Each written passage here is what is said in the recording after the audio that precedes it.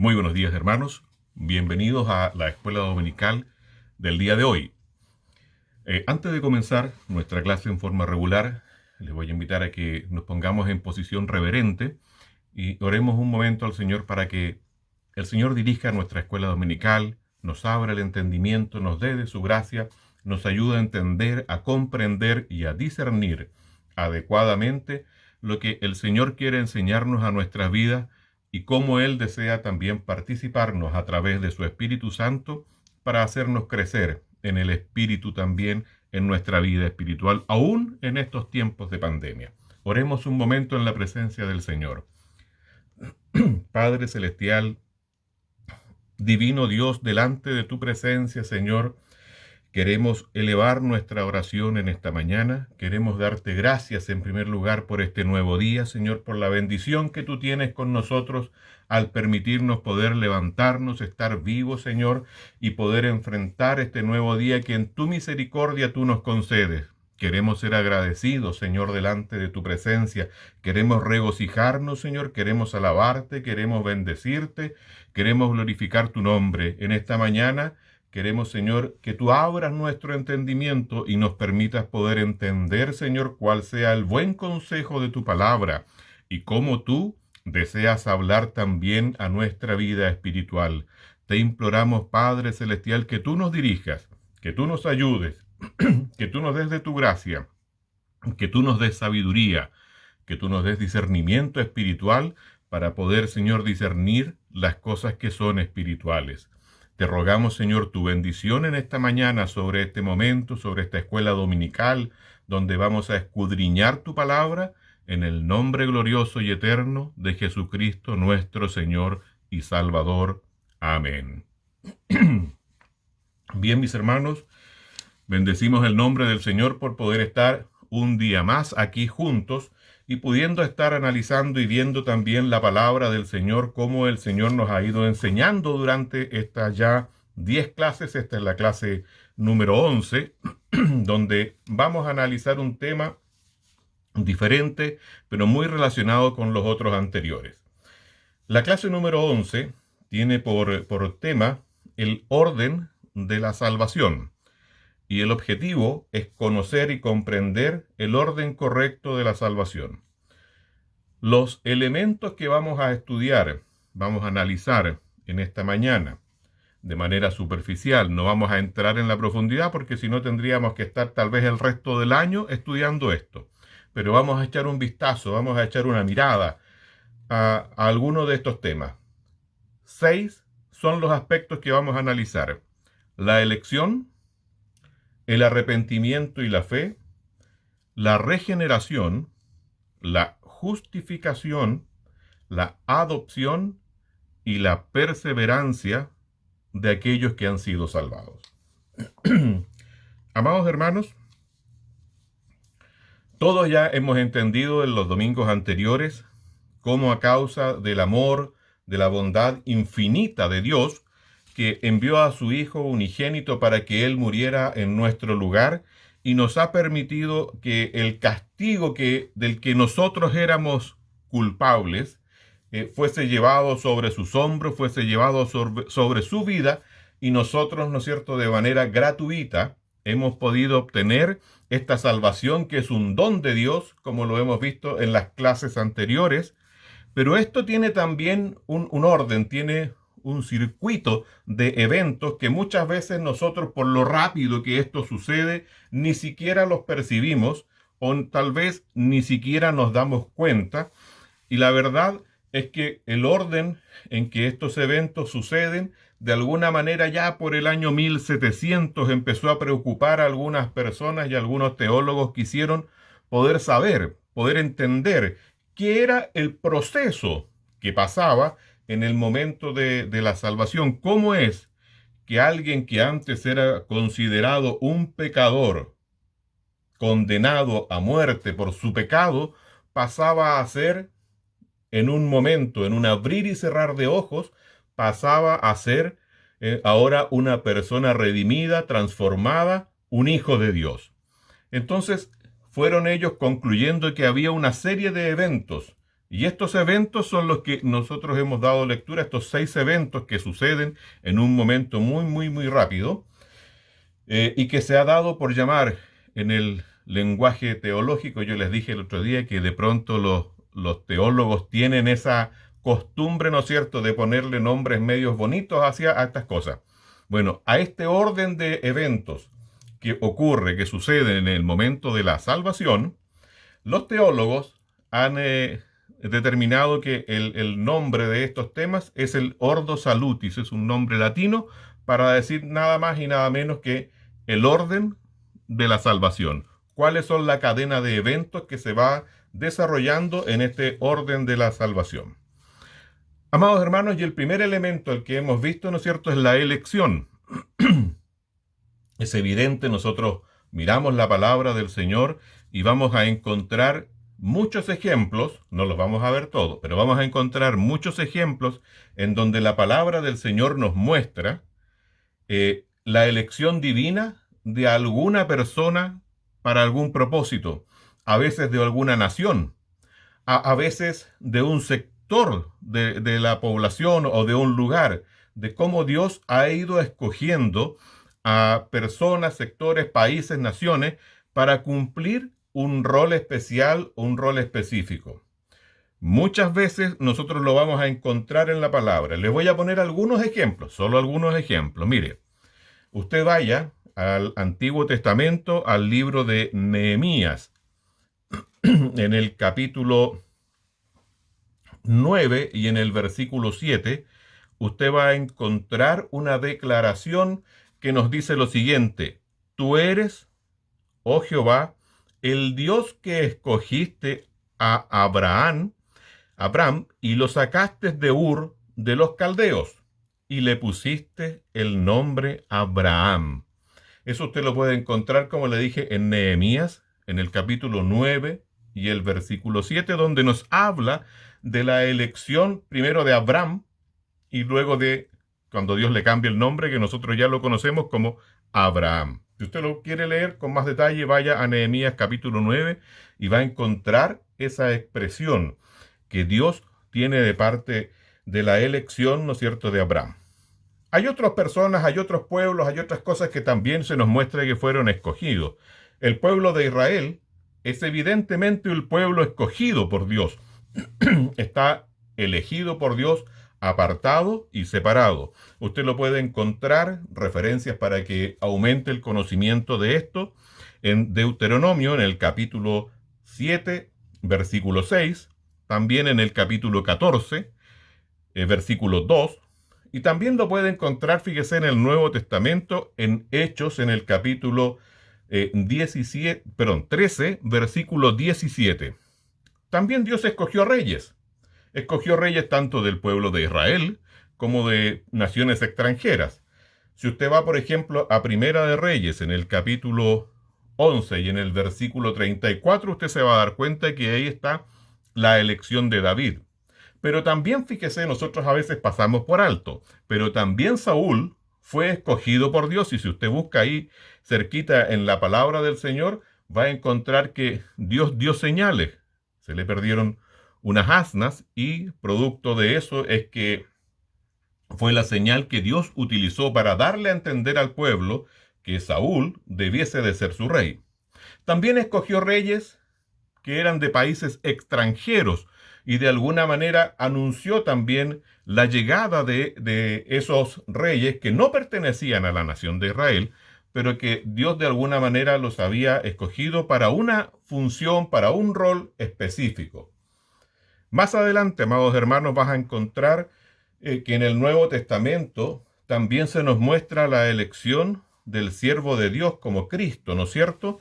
Y eso lo podemos encontrar, para que usted lo lea, esta es una referencia más relevante, en Mateo, en el capítulo 12 y en el versículo 18. Ahí nos va a decir lo siguiente, dice: he aquí mi siervo a quien he escogido, mi amado en quien se agrada mi alma, pondré mi espíritu sobre él, y a los gentiles anunciará juicio.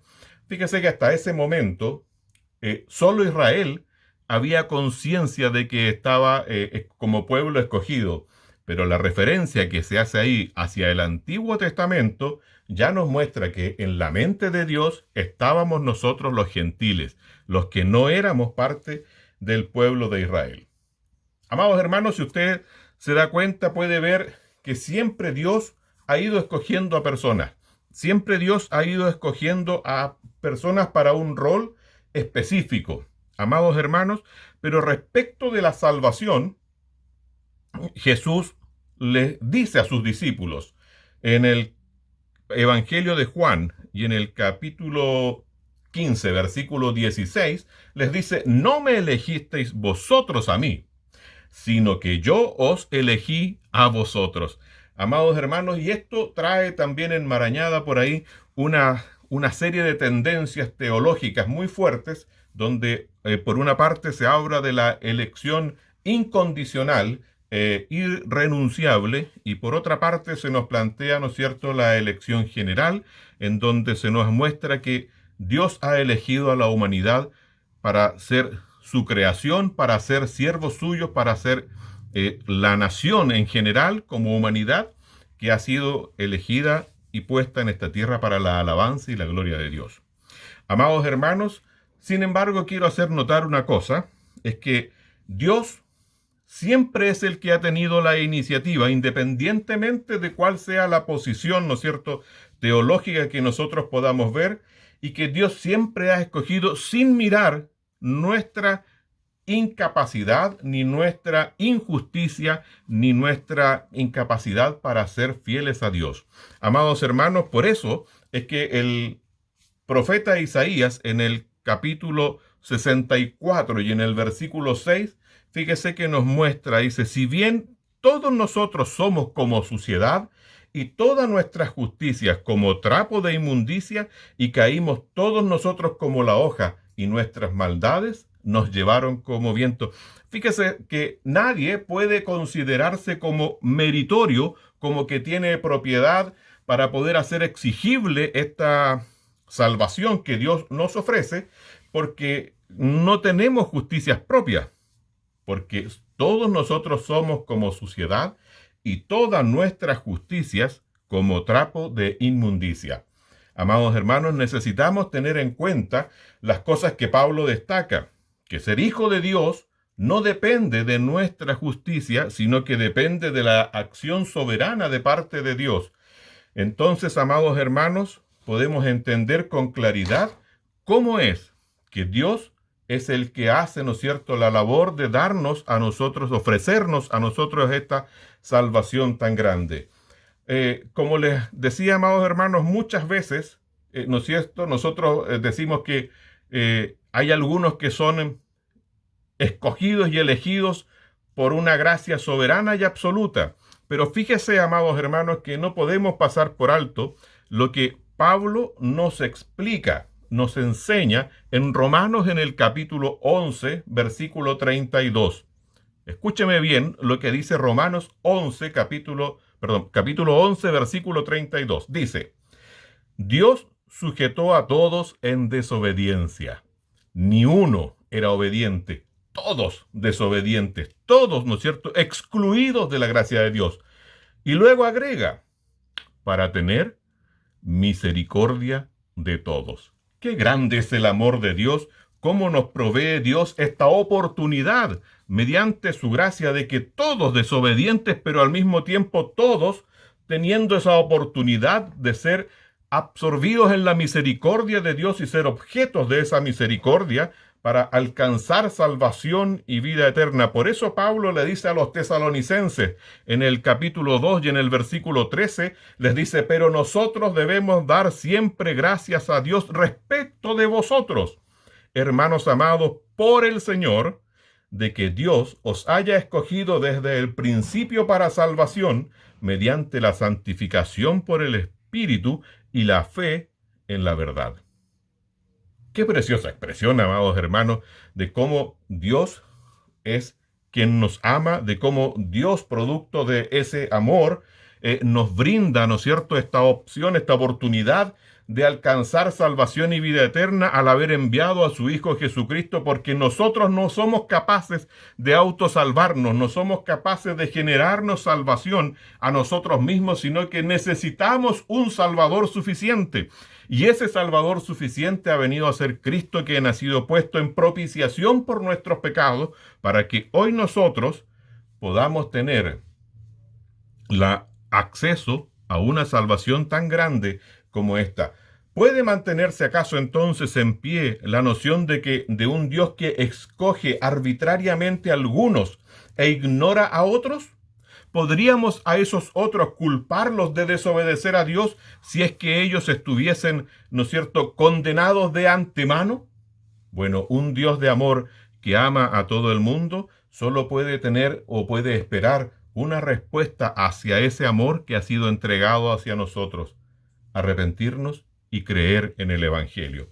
Y ahí entramos, amados hermanos, al segundo aspecto que vamos a ver: arrepentimiento y fe. El arrepentimiento y la fe constituyen elementos obviamente que esenciales en el proceso de conversión y de salvación.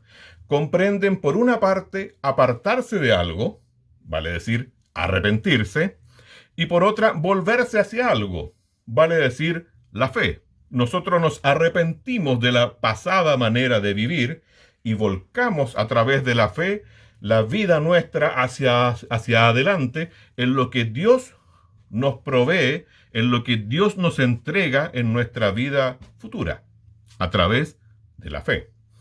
Amados hermanos, por eso es que cuando se hace una de las predicaciones, ¿no es cierto?, que comienza a realizar la iglesia primitiva, uno de los mensajes principales es: arrepentíos y convertíos. El arrepentimiento es lo necesario para que el hombre se despoje de la vieja manera de vivir y por la fe se vuelva hacia adelante y se vista de esa nueva manera de vivir, como el apóstol Pablo lo habla y lo simboliza en una vestidura. Dice, hay que despojarse del viejo hombre, de la vieja criatura, y vestirse del nuevo. O sea, hay que arrepentirse de las obras pasadas y poder tomar las obras nuevas. ¿Y qué mejor, amados hermanos, que mirarlo a través de la misma vida del apóstol Pablo? Uno perseguidor, pero que al momento de encontrarse con el Señor Jesús y cae de su cabalgadura y queda ciego, viene sobre él el arrepentimiento. Y fíjese que a aquel que perseguía, Pablo le dice, Señor. O sea, se pone bajo su autoridad. Señor, ¿qué quieres que yo haga? Amados hermanos, ahí está el arrepentimiento mostrado, ¿no es cierto?, en una persona que se comienza a despojar de ese Saulo el perseguidor para comenzar a vestirse de ahora ese Pablo, apóstol de Jesucristo, que es una situación completamente nueva y diferente. Pablo llega a decir, de modo que si alguno está en Cristo, nueva criatura es. Las cosas viejas pasaron, y aquí todas son hechas nuevas.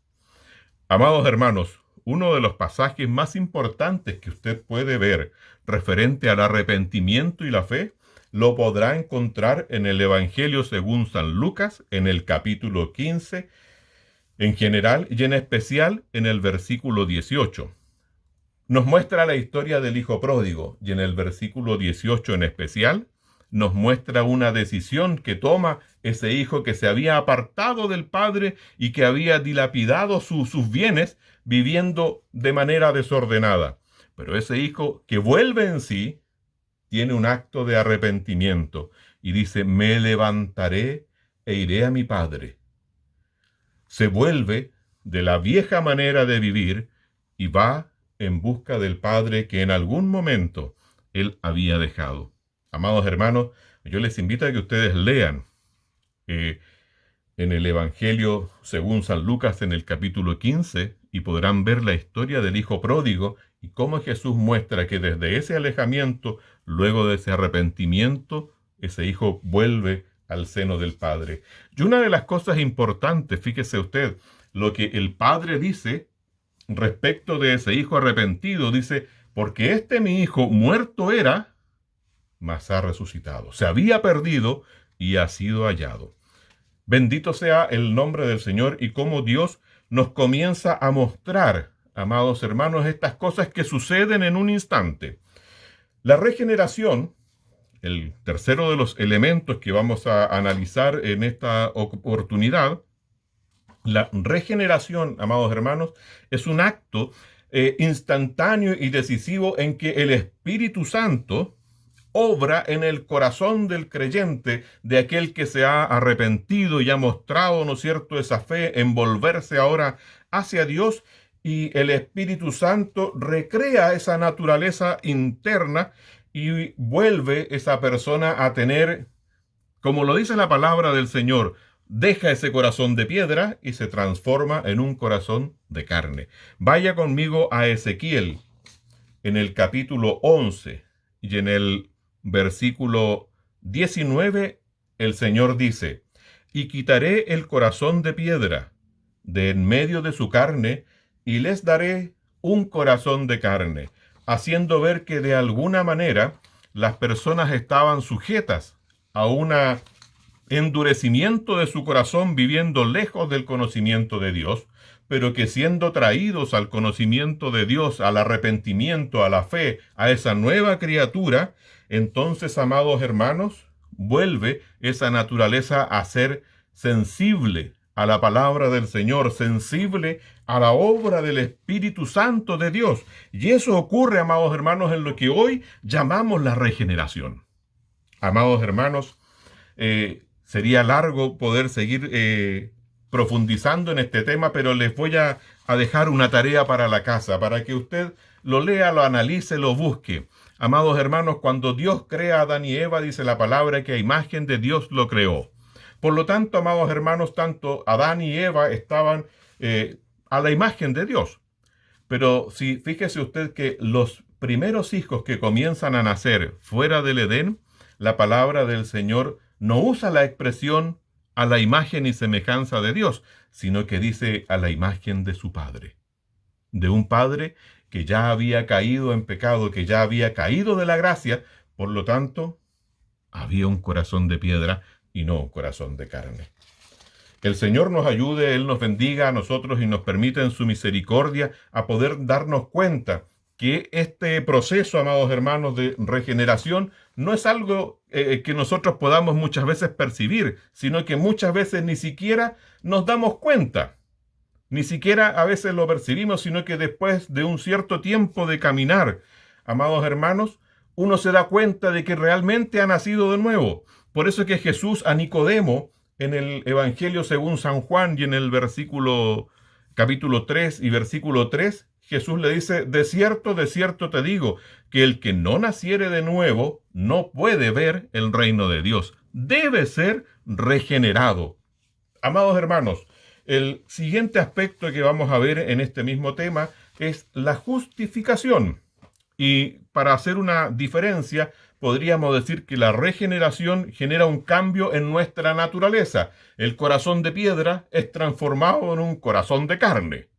Pues bien, la justificación nos posiciona respecto de Dios de una manera diferente, porque ahora ya no somos ese pecador empedernido condenado a muerte, sino que como Cristo ha llevado en la cruz nuestra muerte, nuestra condenación, nosotros ahora nos presentamos delante de la presencia de Dios, nos presentamos justificados, nos presentamos de una manera diferente, porque ya no estamos sujetos a condenación, sino que por el contrario, como la palabra nos enseña, hemos pasado de muerte a vida. Por lo tanto, hemos sido justificados y ante la presencia de Dios ya no somos ese pecador objeto de la condenación, sino que ahora somos una nación santa, un pueblo de sacerdotes escogidos para que ahora vayamos y anunciemos las bondades del reino a toda la generación que nos rodea. Qué importante, amados hermanos, es este cambio. Esta justificación no tiene nada que ver con nuestras propias obras, con lo que nosotros hayamos hecho. No tiene nada que ver porque hayamos orado mucho, porque hayamos ayunado, porque hayamos caminado, porque nos hayamos sacrificado, porque hayamos metido nuestra mano al bolsillo y llevamos ofrendado generosamente. No tiene nada que ver con eso, porque esto no es nuestro. La justificación no es producto de nuestras obras, sino producto de la obra redentora que Cristo Jesús llevó en la cruz del Calvario. Acompáñeme a el libro de Romanos, en el capítulo 3, versículos 21 hasta el 26, vamos a leer, 25, 26. Dice, siendo justificados gratuitamente por su gracia, mediante la redención que es en Cristo Jesús, a quien Dios puso como propiciación por medio de la fe en su sangre, para manifestar su justicia a causa de haber pasado por alto en su paciencia los pecados pasados, con la mira de manifestar en este tiempo su justicia, a fin de que Él sea justo y el que justifica al que es de la fe en Jesús. Por eso, amados hermanos, hoy nosotros nos podemos presentar ante Dios y Dios nos va a ver como justos y justificados. No porque nosotros seamos perfectos en nuestro obrar, sino porque hoy, por medio de la justificación, Dios nos mira a través de Jesucristo y a través de su justicia. Que el Señor nos ayude y el Señor nos permita en su misericordia poder ir viendo y analizando todas estas maravillas que Dios realiza en nuestras vidas, cómo Dios de alguna manera, amados hermanos, se va manifestando y nos permite ahora tener paz, nos permite ser salvos de su ira, nos permite estar libres de condenación, tanto presente como futura, y además, amados hermanos, nos permite poder elevarnos como herederos conforme a la esperanza de vida eterna. Qué maravilloso es el cambio y la obra que Dios hace en el corazón del creyente. Amados hermanos, el penúltimo aspecto que vamos a revisar respecto de la salvación, de este llamado Ordo Salutis, dice referencia, amados hermanos, a la adopción. Con todo, amados hermanos, vamos a ver que Dios nos proporciona una relación correcta consigo mismo. Y esto nos lleva a una relación nueva, porque desde ser excluidos de la gloria de Dios, nos transforma y nos hace ahora parte de su familia. Y al hacernos parte de su familia, nos identifica en un acto de Dios, en un acto de su gracia soberana, nos identifica ahora como hijos. Ya no como lejanos, como advenedizos, como alguien que está excluido de la gracia y de la gloria de Dios, sino por el contrario, amados hermanos, ahora nos trae a su presencia y nos presenta ahora como hijos y por lo tanto como herederos también de toda su grandeza y de toda su gloria. Fíjese usted y vaya conmigo a un importante versículo en el Evangelio según San Juan, en el capítulo 1 y en el versículo 12, nos muestra, fíjese, el siguiente privilegio. Dice, mas a todos los que le recibieron, a los que creen en su nombre, les dio potestad de ser hechos hijos de Dios.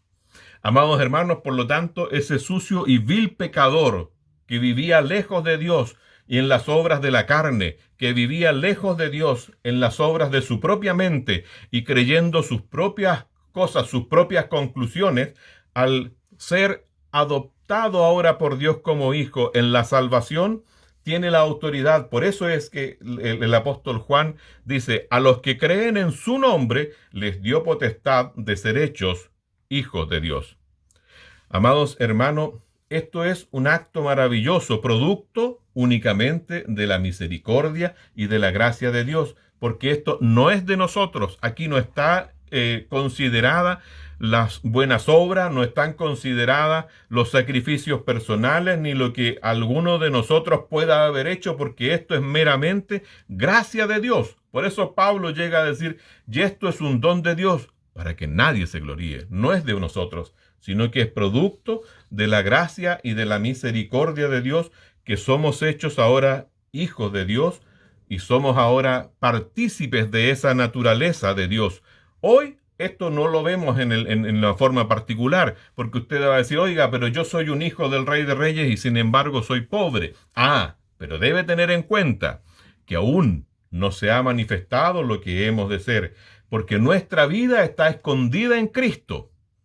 Por lo tanto, dice Pablo, cuando nuestra vida se manifieste, o sea, cuando Cristo se manifieste, entonces nosotros también seremos manifestados.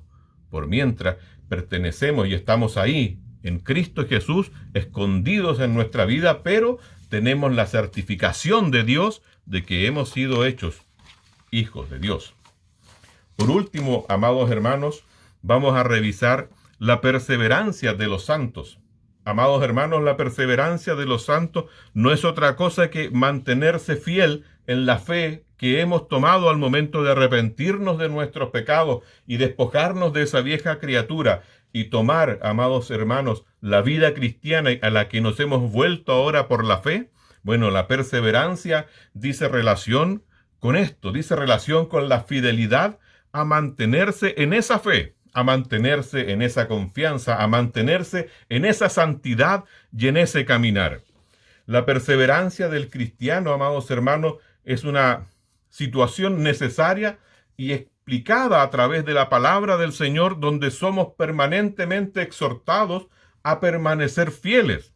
Jesús usó, amados hermanos, dos expresiones. Una la vamos a encontrar en el Evangelio de Lucas, en el capítulo 17 y en el versículo 32, donde dice: acordaos de la mujer de Lot. Bueno, tendríamos que ir, ¿no es cierto?, a qué fue lo que hizo la mujer de Lot. Para los que no conocen la palabra del Señor, la mujer de Lot fue sacada de la ciudad de donde se encontraban porque iba a ser destruida, y los ángeles, al momento de sacarla, le hacen ver que no debe volver la vista atrás, sino que debe correr junto con su familia, con su marido Lot y con sus hijas. Deben correr hacia el monte donde Dios les estaba señalando que iban a ser guardadas, pero que no volvieran su vista atrás. Y la mujer de Lot volvió su vista atrás y al instante fue transformada en una estatua de sal. Amados hermanos, nos muestra en esto el Señor la importancia de no mirar atrás, de no volver otra vez a las mismas contaminaciones, de no desear otra vez la vida pasada, de no desear las cosas que dejamos en algún momento cuando dimos ese paso de fe y decidimos dejar el mundo y seguir a Cristo, sino que, amados hermanos, la exhortación por parte de Dios es que debemos de seguir avanzando en el evangelio de salvación y debemos seguir trabajando en la vida y seguir cultivando en nuestro ser la gracia, la santidad que conviene a su casa. Amados hermanos, la palabra del Señor nos va a mostrar en diferentes partes otra expresión que utiliza el Señor Jesús y lo utiliza con el trabajo de campo. Y dice, amados hermanos, que aquel que toma la mancera del arado, comienza a trabajar en el campo y vuelve su vista atrás, dice el Señor, no es digno de mí. Es una de las expresiones más fuertes que vamos a encontrar en la palabra del Señor cuando nos dice, no es digno de mí.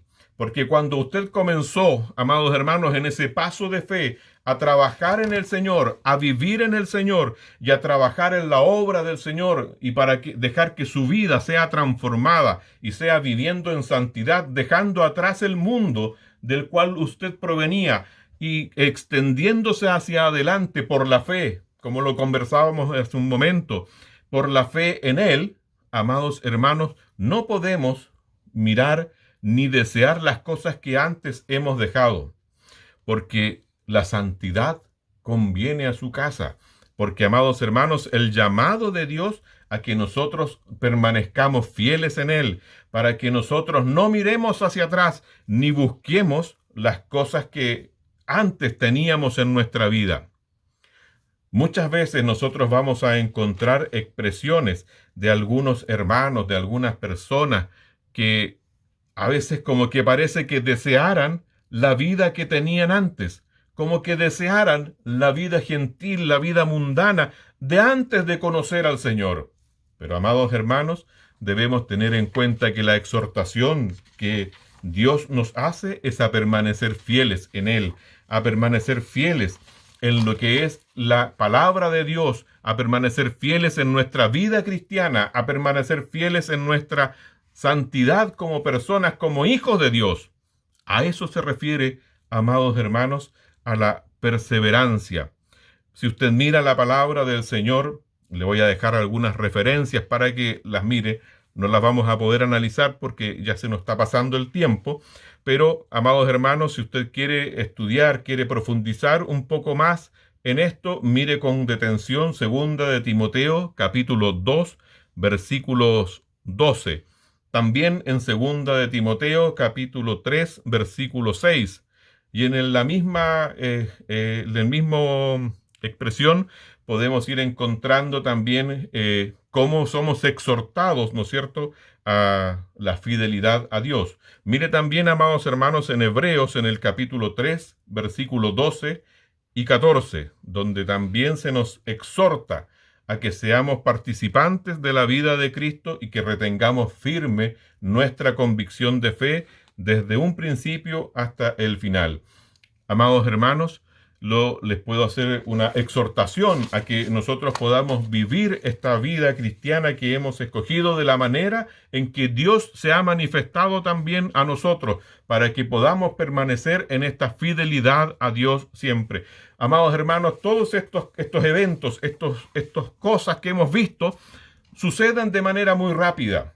Muchas veces no las vamos a percibir, no las damos cuenta, pero cuando empezamos a analizar la palabra del Señor, cuando empezamos decía un hermano, a desprezar el pollo, nos vamos a encontrar con cosas maravillosas que Dios ha hecho con nosotros en un abrir y cerrar de ojos. En el caso de Pablo, amados hermanos, desde el momento en que él cayó de su cabalgadura y que tiene ese diálogo con el Señor Jesús, su vida fue transformada. Todas estas cosas que hemos visto y analizado en este momento sucedieron así, en un abrir y cerrar de ojos. Y luego Pablo tuvo que perseverar en el Señor, tuvo que mantener su fidelidad hasta el día de su muerte como digno hijo de Dios. Lo mismo lo vamos a ver en la vida suya. Muchas veces usted llegó al Señor, amados hermanos, sujeto a muchas cosas difíciles que traía sobre su vida. Tal vez llegó enfermo, tal vez llegó empobrecido, tal vez llegó turbado, tal vez llegó triste, tal vez llegó porque un amigo le hizo una invitación y simplemente usted quiso venir a ver qué pasaba en estas cosas. Y su vida en ese momento fue transformada. Tal vez usted nunca había pensado cuánto fue lo que sucedió en su vida. Pues bien, ahora tiene para poder ver que muchas cosas en su vida, tanto en el nivel físico como el nivel espiritual, han ido cambiando en su corazón, han ido cambiando en su mente, han ido cambiando en su vida. Amados hermanos, que Dios les bendiga, que Dios les guarde y Él permita que esta su palabra se haga también vida en sus corazones. Les voy a invitar a que oremos un momento para que esta palabra se haga vida en nuestro corazón. Padre misericordioso, delante de tu presencia, elevamos oración en esta hora, dándote muchas gracias, Señor, por tu amor, tu misericordia, tu bondad, de abrir nuestro entendimiento y proveernos, Señor, de toda esta enseñanza a través de la cual podemos, Señor, vislumbrar la profundidad de todo tu amor, de tu misericordia y de cómo has hecho con nosotros, transformándonos, eligiéndonos aún desde el vientre de nuestra madre y aún antes de la fundación del mundo, para que seamos tus hijos, fieles servidores tuyos. Como Padre Celestial, tú has restaurado nuestra vida, no solo en los aspectos físicos exteriores, sino que en los aspectos espirituales más profundos. Misericordioso Dios, te pedimos que tú nos ayudes a perseverar en tu palabra, a perseverar en el Evangelio. Padre Celestial, hasta el día en que tú vengas por nosotros. Te lo rogamos en el nombre de Jesús, nuestro Salvador. Amén. Que Dios bendiga, amados hermanos, su vida y le prospere siempre. Bendiciones.